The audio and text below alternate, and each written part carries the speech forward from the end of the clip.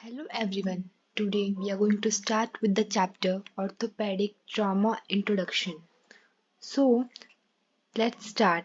First of all, we'll start with the classification of fracture. So, in this,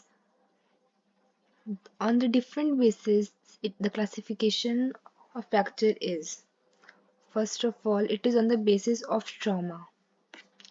So, on the basis of trauma, the fracture has been classified into three. First is traumatic fracture, then pathological fracture and then stress fracture. तो pathological fracture में traumatic fracture में क्या होता है कि कोई भी trauma की वजह से सपोज एक्सीडेंट हो गया या मतलब फॉल हो गया या किसी फाइट के टाइम पे जब भी कोई फ्रैक्चर हो जाए मतलब एक्सटर्नल कोई फोर्स लगे उसकी उसकी वजह से जब फ्रैक्चर हो तो वो होगा ट्रॉमेटिक फ्रैक्चर।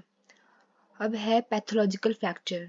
तो पैथोलॉजिकल फ्रैक्चर में क्या होगा कि जब किसी पैथोलॉजी की वजह से बोन वीक हो जाए और फिर उसका फ्रैक्चर हो जाए तो उसे पैथोलॉजिकल फ्रैक्चर कहेंगे।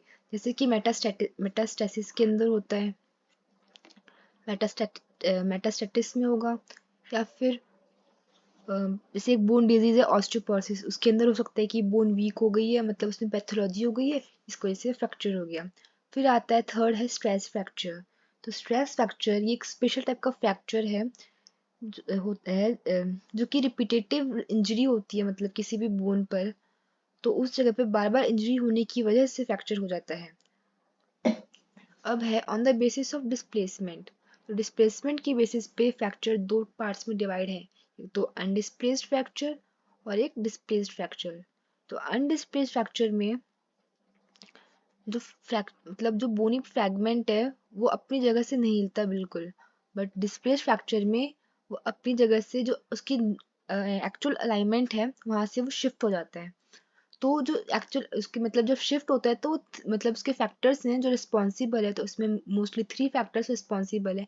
एक तो जो फ्रैक्चरिंग फोर्स है उसकी वजह से वो अपने अलाइनमेंट से हट जाता है या फिर मसल कोई पुल कर रही है मतलब कोई जो फ्रैक्चर का फ्रैगमेंट है सपोज एक फ्रैगमेंट जो है मसल का बोन का उसको कोई मसल पुल कर रही है तो जिस तरफ पुल कर रही है वो उस तरफ अलाइन हो जाएगा उस तरफ चला जाएगा वो फ्रैगमेंट। तो उसकी वजह से वो डिस्प्लेस हो सकता है और एक होता है ग्रेविटी अपनी ओर खींच रही है तो उस वजह से भी डिस्प्लेसमेंट हो सकता है। ठीक है, अब यहाँ तक समझ आ गया होगा। अब है on the basis of external environment. External environment की बेसिस पे तो इसमें है एक तो क्लोज फ्रैक्चर और एक है ओपन फ्रैक्चर। तो क्लोज फ्रैक्चर में क्या होगा सपोज हम ये एक डायग्राम ले लेते हैं बोन का। तो क्लोज फ्रैक्चर में क्या होगा कि ये स्किन है तो क्लोज फ्रैक्चर में जो फ्रैक्चर होगा वो मतलब वहाँ पे स्किन की कोई भी पियर्सिंग नहीं होगी सिर्फ अंदर में फ्रैक्चर हो जाएगा। बट जो ओपन फ्रैक्चर होगा उसमें क्या होगा कि ये ओपन फ्रैक्चर हो गया है मतलब जो स्किन है वो भी इंटैक्ट नहीं है, स्किन यहाँ से टूट गई है। अब ओपन जो फ्रैक्चर होता है वो भी दो टाइप का होता है। ओपन फ्रैक्चर दो टाइप का होता है, एक होता है इंटरनली ओपन और एक होता है एक्सटर्नली ओपन। इंटरनली ओपन में क्या होता है कि जब जो फ्रैक्चर है वो अंदर की तरफ से मतलब सपोज फ्रैक्चर हो गया और जो ये एज है या ये जो एज है इसकी वजह से पियर्सिंग हो जाती है स्किन की तो ये हो जाता है एक्सटर्नली इंटरनली ओपन फ्रैक्चर। और एक्सटर्नली में क्या होगा कि सपोज यहाँ से कोई भी ऑब्जेक्ट उसको जैसे लग गया और वो पियर्स कर गया स्किन के अंदर और उसके जैसे फिर जो फ्रैक्चर होगा तो उसको हम बोलेंगे एक्सटर्नली ओपन फ्रैक्चर। अब है on the basis of complexity of treatment. मतलब कि ट्रीटमेंट की बेसिस पे जो कॉम्प्लेक्सिटी होती है सॉरी मतलब जो ट्रीटमेंट करते हैं उसकी कॉम्प्लेक्सिटी की वजह से। तो एक होता है सिंपल फ्रैक्चर और एक होता है कॉम्प्लेक्स फ्रैक्चर।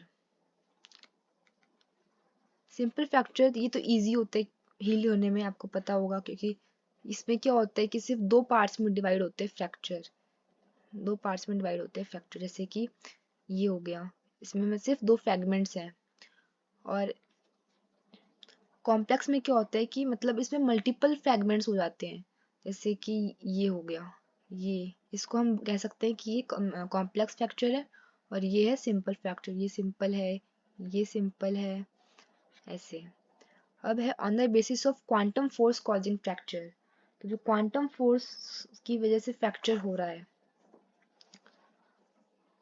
उसमें, तो इसमें आता है first of all high velocity injury. High velocity injury, इसमें क्या होता है, जो फोर्स होता है ट्रॉमा का वो बहुत ज़्यादा सीवियर होता है। सपोज कि बहुत ज़्यादा सीवियर फाइट हो गई या फिर ट्रैफिक एक्सीडेंट हो गया इसके अंदर, तो जो इसकी सॉफ्ट टिश्यू है वो इसमें भी बहुत ज़्यादा इंजरी होती है। और जो डीप जो वो होते हैं फ्रैक्चर एंड्स होते हैं, उसका डीवैस्कुलराइजेशन हो जाता है। ओके। अब है, और हाँ, सॉरी,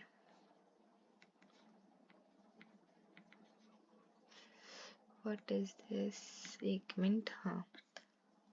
अब है, हाँ, क्या बोल रही थी मैं कि ये जो हाई वेलोसिटी इंजरी फ्रैक्चर होता है वो बहुत धीरे धीरे हील होता है और बहुत ज़्यादा अनस्टेबल होता है। अब है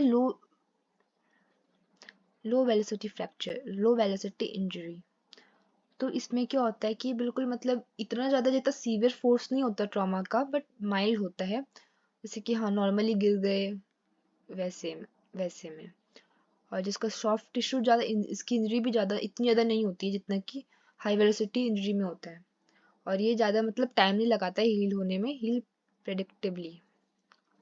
अब on the basis of pattern, classification on the basis of pattern. तो इसमें है 5 क्लासिफिकेशन है। एक तो ट्रांसवर्स फ्रैक्चर, ये तो सबसे इजी क्लासिफिकेशन है। देखो इसमें जो ये है, एक ट्रांसवर्स आ गया, एक ऑब्लिक आ गया, एक स्पाइरल, कम्युनिटेड, और एक है सेगमेंटल। तो ट्रांसवर्स में क्या होता है, देखो ट्रांसवर्स में बिल्कुल सीधा, एक मिनट, जो एक्सिस है बिल्कुल उसके परपेंडिकुलर रहेगा। जो फ्रैक्चर है वो बिल्कुल परपेंडिकुलर है, देखो।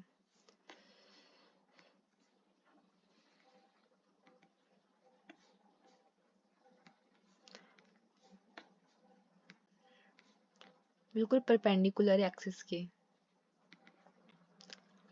अब इसमें क्या होगा कि जो बेंडिंग फोर्सेस की वजह से होगा, और ये थोड़ा ऑब्लिक के अंदर होगा। ऑब्लिक का मतलब तो पता है ना, ऐसे ऑब्लिक होता है, ये होगा। स्पाइरल में क्या होगा, स्पाइरल में जब मतलब कोई भी ऐसा फोर्स लग रहा है, इसमें भी बेंडिंग फोर्स लगेगा, बट क्या होगा कि वो स्पाइरली फ्रैक्चर हो जाएगा उसके अंदर। कम्यूटेड में मतलब इसका तो मतलब समझ लो आपके मल्टीपल फ्रैगमेंट्स होंगे इसके अंदर, इतने सारे मल्टीपल फ्रैगमेंट्स हो गए हैं फ्रैक्चर में। और सेगमेंटल में क्या होगा, जैसे कम्यूटेड में क्या है कि एक जगह पे बहुत सारे टुकड़े टुकड़े हो गए हैं, बट सेगमेंटल में क्या होगा कि वो जो बोन है उसके सेगमेंट्स में, मतलब सेगमेंट्स में टूट जाएंगे। जैसे इसके अंदर हो रहा है, ये एक हो गया, ये दो फ्रैगमेंट्स डिवाइड हो गए, ऐसे। ठीक है, आई होप आपको समझ में आया होगा। And thank you, please subscribe my channel.